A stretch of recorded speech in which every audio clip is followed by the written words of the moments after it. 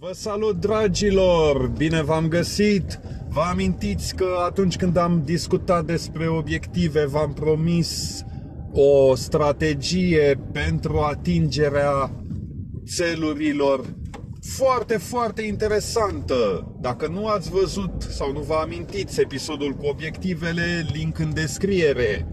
Ei bine, astăzi vă voi vorbi despre strategia Disney. De unde vine numele, în primul rând? Se spune că Disney folosea o strategie poate neobișnuită pentru atingerea obiectivelor, pentru conturarea lor, în primul rând, și apoi pentru a le pune în aplicare. Disney, pentru că nu e așa, avea totuși o situație, aș zice eu, cel puțin decentă. Ar fi normal când ești un pionier în domeniul cinematografiei animate, ar fi cazul să îți permiți un trai cel puțin decent. Prin urmare, Disney avea o casă, o căsuță cu mai multe camere. Atunci când voia să contureze un proiect, se ducea mai întâi într-o cameră pe care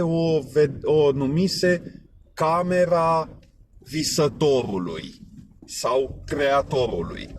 Acolo dădea frâu liber imaginației. Acolo nu existau limite. Creativitatea era dezlănțuită și lăsată liberă. Pentru că nu putem să ne bazăm exclusiv pe creativitate, din păcate. Mergea apoi într-o altă cameră, pe care o numise camera realizatorului. În camera realizatorului analiza ceea ce visase cu o cameră înainte și punea pe hârtie și nota și vedea pașii pe care ar trebui să-i urmeze. Cu alte cuvinte, se gândea ce e de făcut pentru a-și atinge visul. După ce schița un plan cât mai clar, cât mai concret, se ducea în altă cameră, în camera criticului. Acolo se gândea și punea pe hârtie toate posibilele probleme, posibilele obstacole, își dădea seama ce nu-i convenea, desigur, fără să afecteze visătorul. Astfel, își forma o strategie foarte viabilă. De ce era important să meargă în diferite camere? Nu are legătură cu camera propriu-zis. Are legătură cu scuturarea de o idee, cu ieșirea dintr-o anumită stare, pentru a te putea concentra pe următoarea etapă. Nu e obligatoriu să ai mai multe camere sau să o folosești ad literam. Este suficient să te gândești, să-ți imaginezi că ești într-o cameră sau să pui pe jos niște bilețele, 3 bilețele. Pe unul scrii visător, pe altul scrii realizator și pe altul scrii critic. Și pășești fie la propriu, fie doar în imaginar, în spațiile respective. Ce e important, de câte ori termin lucrul într-una dintre camere, chiar și între ghilimele camere, să ieși din starea respectivă, să faci un break, să te gândești la ceva cu totul Ia, fii atent! Ia uite ce interesant!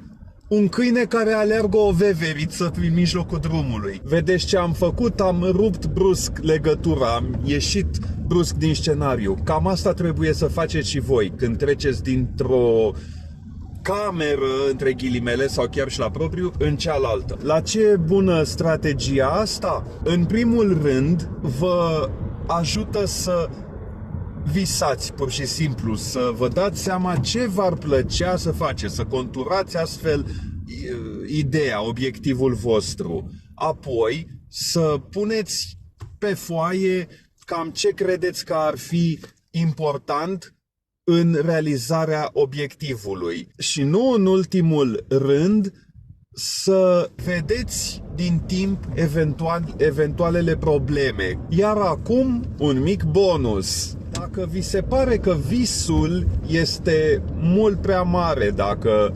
realizatorul vă spune nu, e prea de tot, alo, mai, hello, nu se poate face asta. Poate criticul vă spune este o idee imposibilă și o să-ți pierzi timpul. Nu. Faceți următorul joc. Mergeți din nou în camera visătorului și gândiți-vă la ceva și mai greu. Cum adică și mai greu? Da, exact. Ceva și mai greu de realizat, ceva aproape imposibil. Este camera visătorului, aveți tot dreptul acolo să visați, să vă imaginați. Poate că eu vreau să sar peste o munte, sunt în camera visătorului, am tot dreptul, da? Apoi mergeți în camera realizatorului din nou și gândiți-vă cam ce v-ar trebui pentru a face asta. Păi mi-ar trebui asta. Apoi mergeți în camera criticului și criticul o să vă spună: domne, tu chiar te-ai sonat?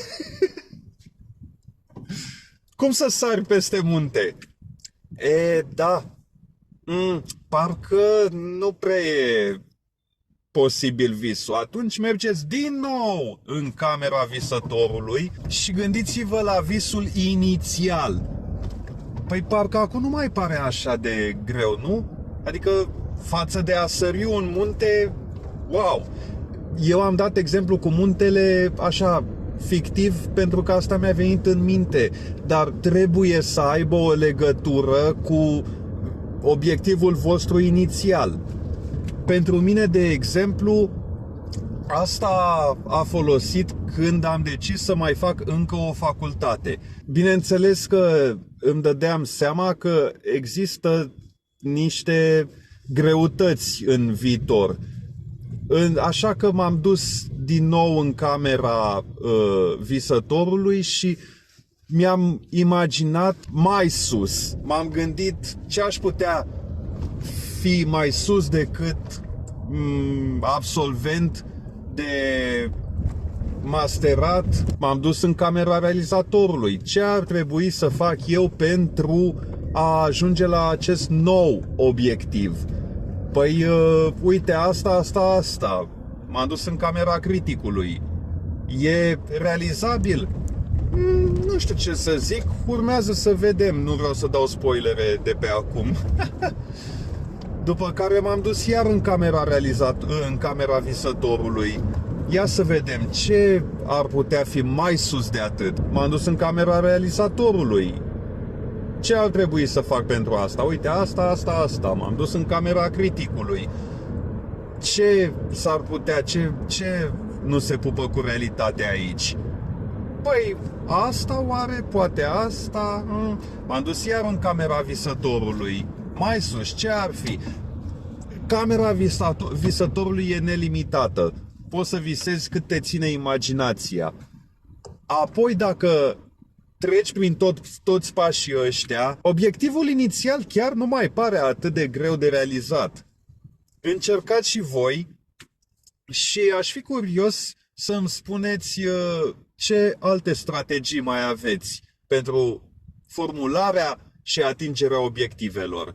Nu uitați să dați like, nu uitați să dați share, nu uitați să vă abonați, apăsați chiar și clopoțelul din dreapta sus și aștept cu nerăbdare comentariile voastre, pentru că nu e așa, mintea este cel mai complex lucru din univers și ar fi păcat să nu o facem să lucreze în beneficiul nostru. Vă salut!